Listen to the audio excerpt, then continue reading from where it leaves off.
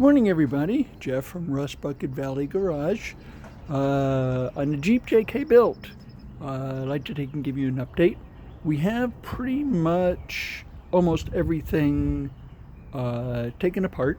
We've removed what was left of the grill and the radiator core support, and we've removed the radiator, and we've evacuated the air conditioning and removed the air conditioning condenser, which the system was fully charged, so we don't have to take and buy a condenser for the air conditioning, which saves us some money.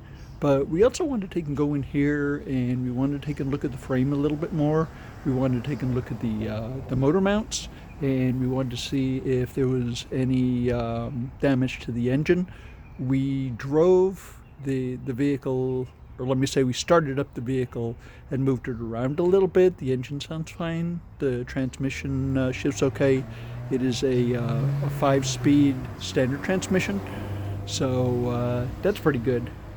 One thing that we did notice is the inner fender liner, and also the battery box was broken.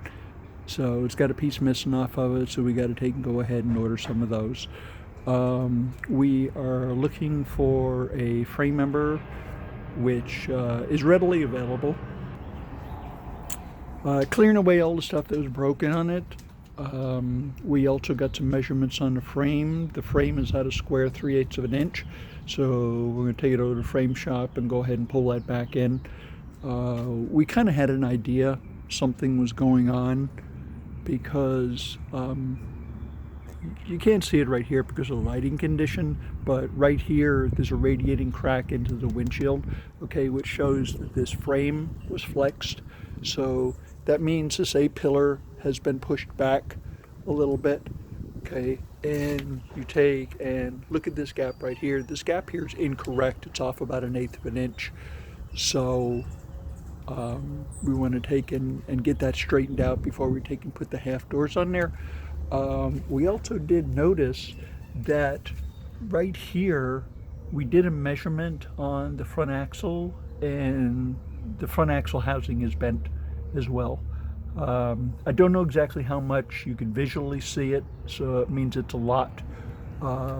There is also a place right here that you can see where the paint, due to flexion on the tube, is means it's bent.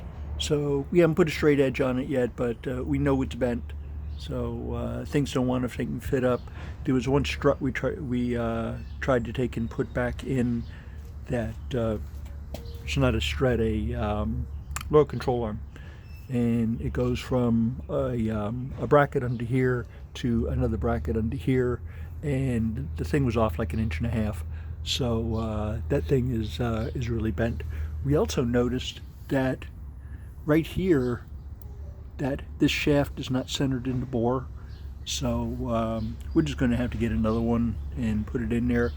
But we have kind of a task list that we want to do to make this thing drivable just a little bit. We've ordered a new rim.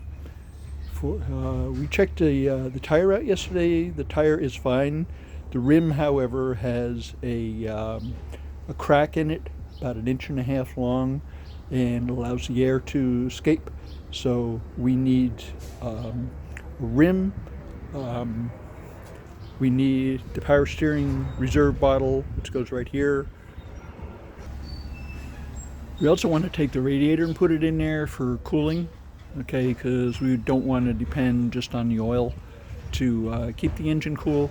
And then after we put those couple of parts on, then we can take and put the thing back in the shop. It'll drive down the driveway just fine. One other thing that I wanted to talk to you about today is this rock slider that is on the side here. These things don't cut it in the real world.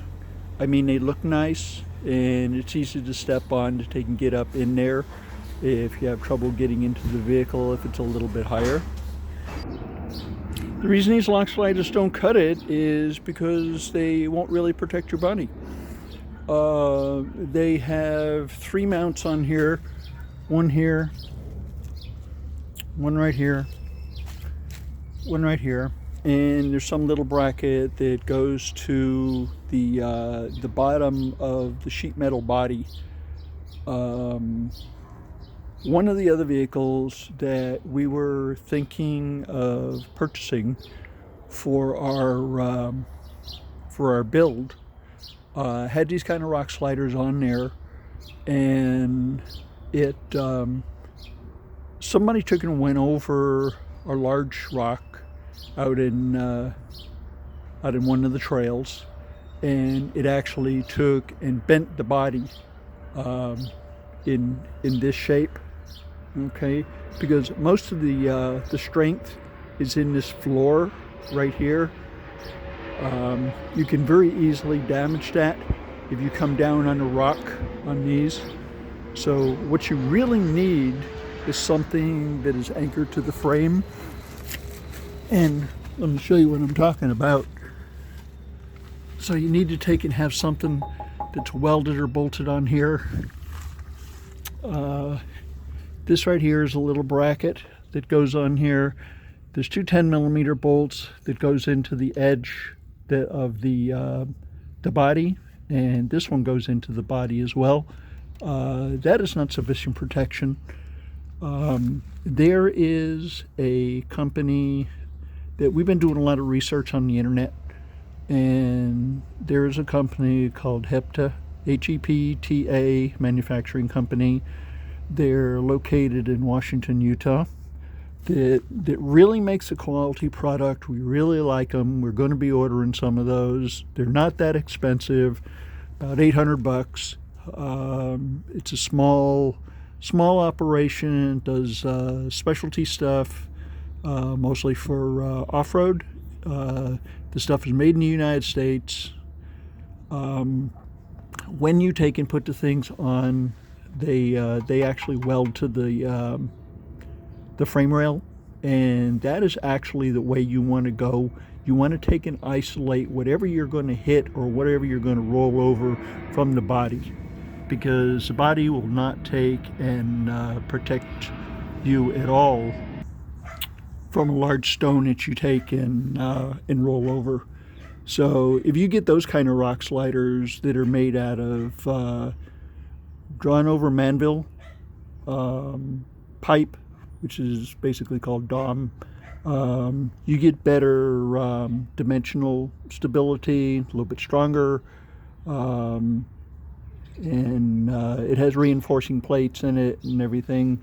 So give this company a look. HEPTA Manufacturing, Washington, Utah.